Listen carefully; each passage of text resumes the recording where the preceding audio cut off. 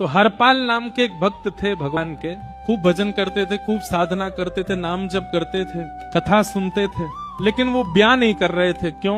उनकी इच्छा थी कि जैसा मैं भजन करता हूँ, जैसी मेरी भक्ति है, जैसा मेरा भाव ठाकुर जी के प्रति है, ऐसी कन्या मिले तो मैं ब्याह करूंगा, नहीं तो जीवन भर ऐसे ही रहूंगा। तभी उनके किसी रिश्तेदार ने आकर के बताया, बोले तेरे लायक कन्या मिल गई मुझको। तो हरपाल जी बोले क्या क्या गुण है उस कन्या का? बोले उस कन्या ने शर्त रखी है, मैं उसी से ब्याह करूंगी जो रोज 1000 संतों को प्रसाद पवाता हो। हरपाल जी बोले अब तो मुहूर्त भी नहीं निकलवाना, कल ही ब्याह करवा दो मेरा। ऐसी कन्या से तो मैं बिना मुहूर्त के ब्याह करूं। मुहूर्त उसके संग देखा जाता है जिसके संग यह संकोच हो या फिर यह दुविधा हो कि पता नहीं जीवन कैसा चलेगा। इससे तो मुझे भरोसा है बढ़िया जाएगा मेरा जीवन, इसी से ब्याह करा दो। कन्या ने शर्त रखी, हरपाल जी हम आपसे ब्याह तो कर रहे हैं पर हमारी शर्त मंजूर है ना, रोज 1000 संतों को प्रसाद पवाना पड़ेगा। बोला मैं निश्चित करूंगा, आप ब्याह कर लो। और ब्याह हो गया। हरपाल जी रोज 1000 महात्माओं को प्रसाद पवाते। अब देखो, अगर कोई संकल्प ले ले कि मैं 1000 महात्माओं को प्रसाद पवाऊंगा, अगर 100 महात्मा ज्यादा बढ़ जाएं, 200 महात्मा ज्यादा, उनको मना करेगा क्या? वो तो फिर अपराध बनेगा उससे। प्रसाद पवाने का संकल्प लिया तो जितने आए सबको बैठाने की जिम्मेवारी उसकी।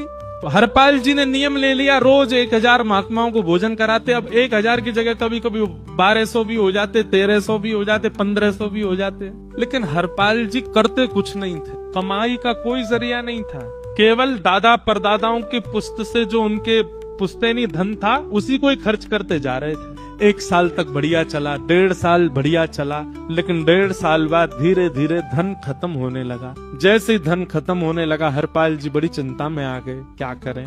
पत्नी को नहीं बताते थे। क्यों? बोले इससे तो शर्त लगी, इसको क्यों बताऊं अपना दुख? इससे तो शर्त, मेरी यही शर्त थी कि रोज 1000 संतों को भोजन कराना है। तो हरपाल जी ने बाहर जाते और दुकानदारों के यहाँ से जाकर के कर्जा लेने लगे। वो पुराने संपन्न थे तो किसी ने कर्जा देने से मना भी नहीं किया, सब देने लगे, बोले ले जा। इतना कर्जा कर लिया, 6-7 महीने तक कर्जे में भी उनके संत सेवा बंद नहीं हुई। 6-7 महीने बाद मांगने वालों ने मांगना शुरू किया, बोले हमारा दो, हमारा दो, हमारा दो। किसी का नहीं दे पाए तो पूरे नगर में ये हो गया कि भैया हरपाल जी अब पहले जैसी स्थिति में नहीं है, कर्जा इनको देना बंद करो, ये देते ही नहीं है पैसा लौटा करके। सब बिगड़ने लगा, धन नष्ट हो गया, इज्जत चली गई, लेकिन उनकी संत सेवा नहीं रुकी, रोज संत सेवा करते। एक दिन मन में विचार करने लगे, अब क्या करूं, अब तो मुझे कोई कर्जा भी नहीं देता, गहने भी सारे बिक गए, धन भी सारा खत्म हो गया। तो हरपाल जी ने मन बनाया कि मैं चोरी करूंगा। हरपाल जी चोरी करने जाने लगे, लेकिन हरपाल जी का नियम था कि वो किसी के धन की चोरी नहीं करते थे। संपन्न लोगों के घर में जाते थे और उनकी रसोई घर की सामग्री चुरा लाते थे।